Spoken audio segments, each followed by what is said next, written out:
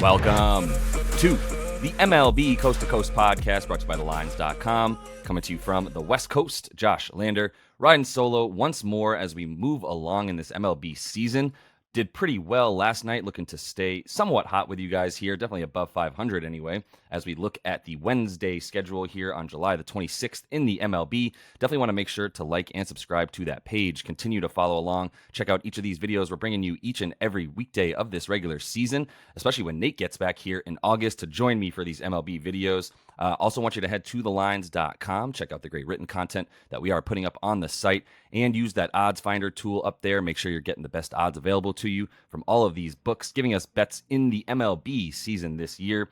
Go ahead and looking at what we did last night on Tuesday. Pretty interesting night in baseball. Some fun stuff actually happened there. If none of you managed to stay up late for that Dodgers and Blue Jays game, that was a fun one. Dodgers came all the way back to win that in the bottom of the 10th.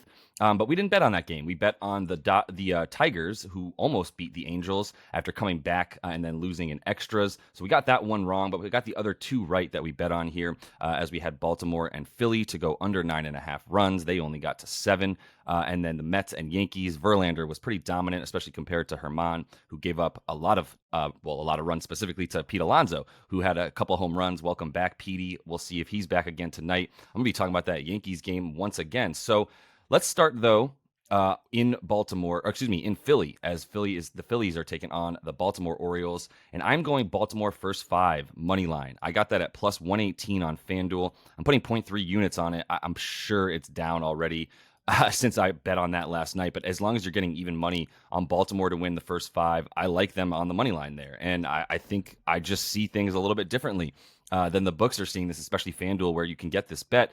It's Ranger Suarez versus Kyle Bradish, and I think Kyle Bradish is getting a little bit undervalued, and I think Ranger Suarez is getting overvalued, especially against a team that hits lefties so well like the Orioles do.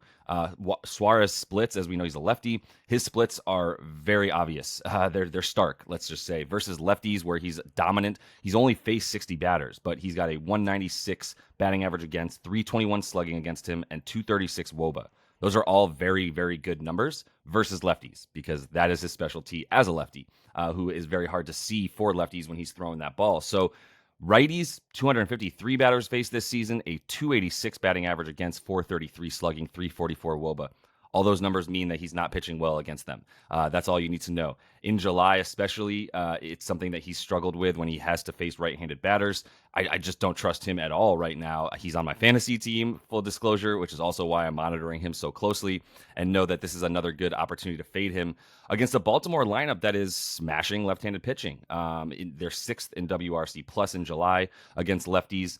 They are 9th in WOBA, and they are 6th in OPS, meaning they are really hitting the ball hard against these lefties and creating a bunch of runs. So I think this is a good opportunity for them to get to Suarez, and I think Bradish, honestly, has been good. And he gets a raw deal sometimes. We like to make fun of the young pitchers who come up and aren't good right away for some reason. And he struggled out of the gate this season a little bit more than people thought he might as a 26-year-old youngster in the league. But he's better now. If you look at his last 7 starts, he's got a 1.62 ERA, which is incredible. He's actually only 4-3 in those 7 starts because of the fact that he's just not getting the run support, to be honest. 6.1 innings pitched in that time frame that he's averaging. So he's going deep into games with just a 3.42 whip and a 184 batting average against him. And that's lefties and righties and whomever comes up to bat against him, anything in between.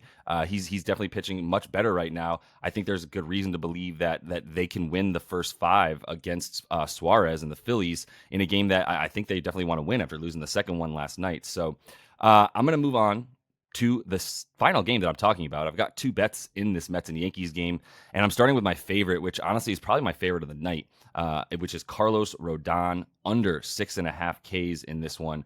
Minus 115 on DraftKings. I'm putting 0.4 units on it. I thought about a half a unit, honestly, because I really, really do like this bet for fading Rodon here. He's good. He's been good. He's been great before this season.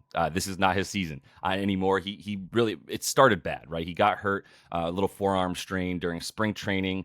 Then for all those of you who are over 30 or 35, at least you know that once one thing goes, everything kind of starts to go. Then his back got hurt a little bit while he was trying to recover from that forearm strain. So he has only pitched 3 times this year, all 3 coming in July. and it's not good. It's not the same guy that we saw with like a 5-to-1 K to walk ratio last season for the Giants, really over the last 2 seasons for the Giants and the White Sox. And he's got some ways to go if he's going to get back to that, and he has not quite achieved that yet, right? In the 3 starts that he's made this season, he's looking at a 7.36 ERA, a 5.78 expected, so it's all bad. And the 3 starts that he's had, he has failed to go over 6 Ks. He got one against the Rockies in Colorado, where he got 6 Ks against them, just 2 walks. But the last outing, just 3 Ks against the Angels, 5 walks. And it hasn't been there yet. He hasn't found it yet. Like interestingly, the fastball is there with the speed and the velocity. It's still at about 95.5 miles an hour, which is where he's been for most of the time that he's been a good pitcher. But everything else, the movement on the slider as well, and things, the cutter, not really cutting, if you will. The exit velo against him so far this year, 92 miles an hour with an 11% barrel rate.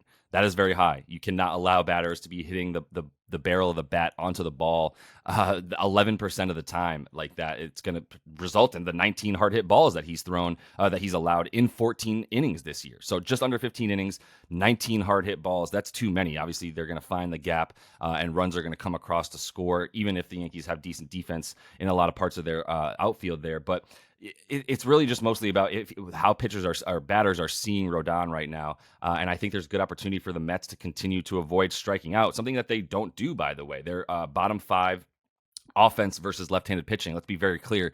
This is not a good offense versus left-handed pitching, especially in July, where they're bottom 5 against lefties in like OPS, slugging, average, WRC plus. But they are in the top 10 in not striking out. They only strike out to the tune of about 11th. Most in the majors right now against left-handed pitching, 9th in July, actually. So they've even gotten better not striking out against lefties this past month. And I just don't think Rodon has the stuff to get it by these Mets hitters right now, the way that he was last year and the year before, to be honest. So I'm going to continue, though, to fade him and also fade Quintana with this second bet that I'm putting up for you guys. And I'm going over 8.5 runs in this game. And I just don't like either pitcher, to be very honest. I don't like either offense either, to be honest, but I like these offenses a little bit more than I like these pitchers tonight.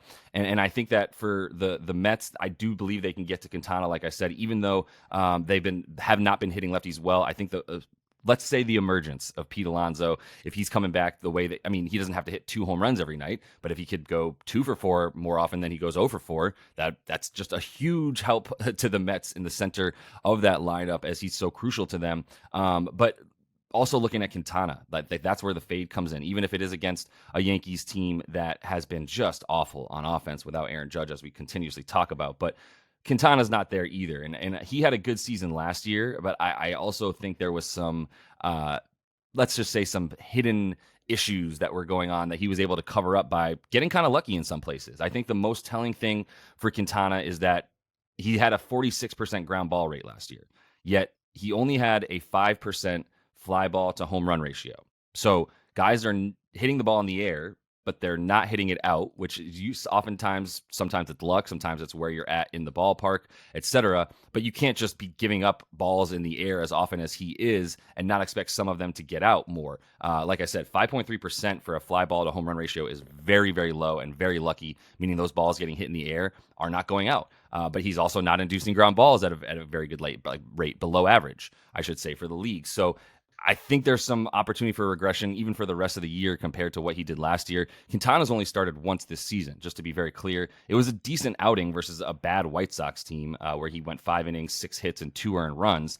Decent outing, 3 Ks, I believe, and his Ks total in this game is set at 3.5. I don't really even want to go over it, much less I don't even want to go under it, much less over it, because I'm certainly not going over it.